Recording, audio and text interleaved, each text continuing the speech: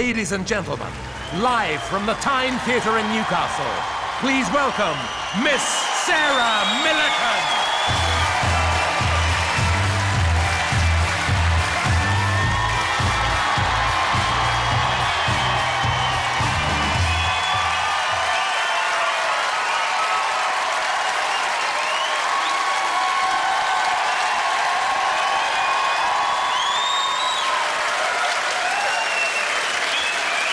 Bloody hell, that's quite overwhelming, isn't it?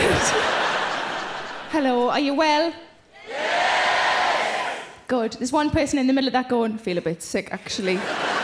But the rest of you drowned them out, so well done. It's nice to be here. It's amazing to be here, to be honest. I'm from South Shields. Have I got anybody in from South Shields? All the noisy women, have you noticed? I try and, I've got quite an odd lifestyle now. I used to live in South Shields. I live in Manchester now. Ooh, fancy. It's not really. Don't boo it, shut up. But I try and keep quite a normal lifestyle. It's quite odd to do that, though. I try and keep down to earth. It's very important to keep down to earth, isn't it? It's quite hard, though, because I was recognised. The first time I was recognised was when I was going to my smear test.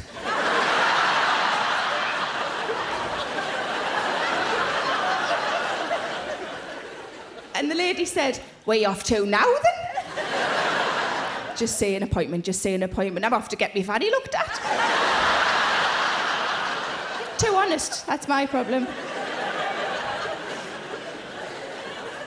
But I try and keep quite down to earth. But my sister said to me recently, she said, "You've changed." And I was really hurt. And I thought, no, I haven't. Oh my God, have I turned into an arse? "You've changed," she said. I said, "How have I changed?" She said, "You never used to eat peas when you lived with us." Me and me glamorous lifestyle. It's just full of peas. Wherever I go, they're always dishing out peas. I walk down the street, people put peas out in front of us. Not posh enough for petals, I just have peas.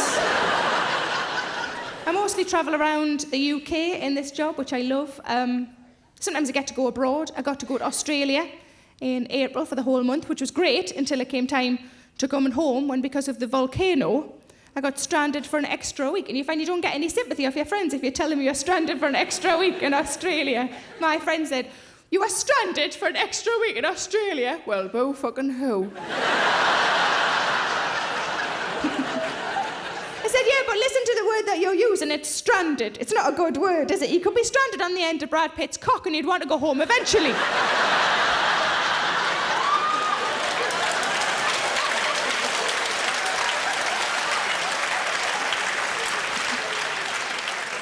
For snacks, if nothing else.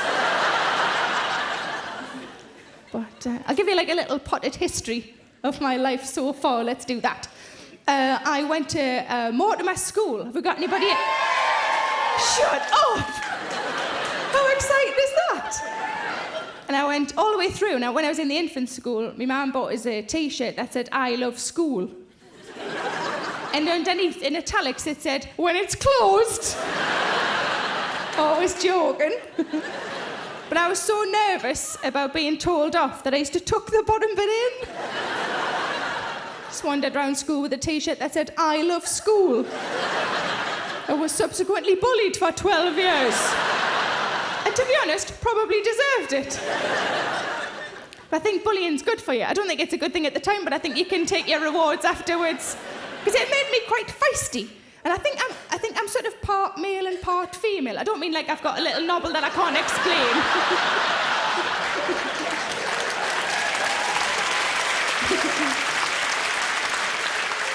I just think I'm quite feisty. Like, I'll give an example. On a daily basis, I try and be quite independent. But then sometimes I cry because I can't get out of a parking space.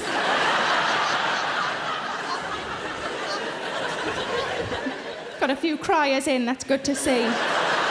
I go outside and there'll just be loads of cars abandoned in big piles of tears in the road. I told my friend that and she said, "Whenever I can't park, I just find a nice man." I just find a nice man, will you park my car for his pet? I said, "Are you never worried that he's just going to drive off in your car?" She said, it's always a nice man. Let's skip ahead to when I started having sex. 22. I was going to say sex with boys, but I stopped myself short because it was just the one for a long time. But it wasn't always at home, like in a bed lying down. We had sex on the beach once. I know. Wasn't as glamorous as I thought it was going to be. The whole time all I could smell was dog shit.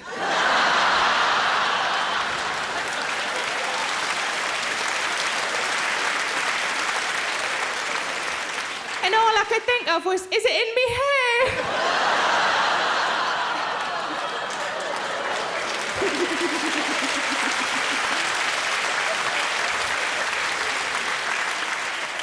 So after that, got divorced. That went well. That's where my life really took off, I suppose. It didn't happen straight away because I moved back in with my mum and dad for a while, which it does mean that whenever you spend time with your family, you always become the child that you were with them. Don't you always turn back into a teenager? I remember when I moved back in with mum and dad and my sister, who's older, I ended arguments with my sister with the words, "Mum, tell her." And of course, getting divorced, I had to go back to family planning again. I'd never been to family planning without a boyfriend or husband in tow. And I told my dad that, and he said, well, that's because you're freelance now. Which must be code for slut.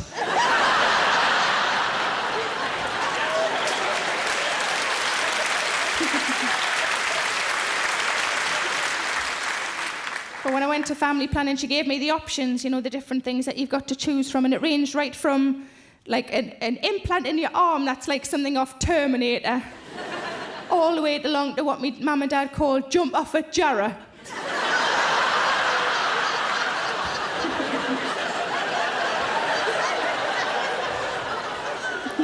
They gave me some free condoms, and she said to me, would you like flavoured condoms? And I thought, well, the only thing I'd want a condom to taste of is cock.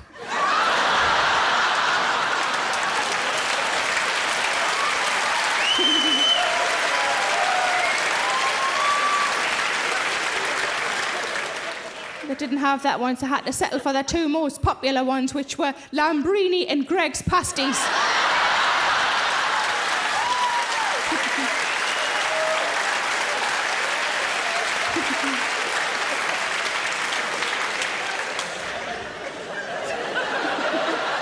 You're all taking that one in, aren't you?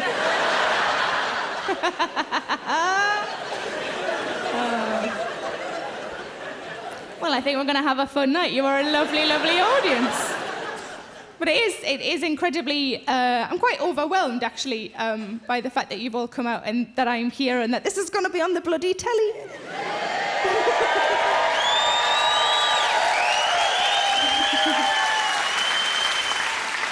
And to think, I used to work at Gateshead Job Centre. And this all turned around when one man said he didn't love me anymore. How amazing is that? And June, I want to pass on a bit of advice that a friend gave to me when I was at my lowest during that time. She said to me, I'll pass this on to you. I think this is quite useful in your life. She said, don't look for the light at the end of the tunnel. Stomp along there and turn the fucker on yourself.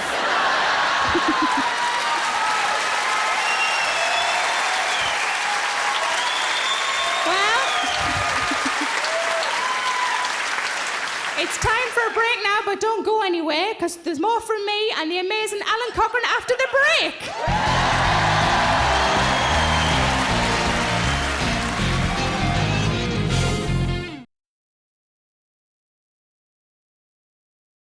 Characters can tell the time by looking at the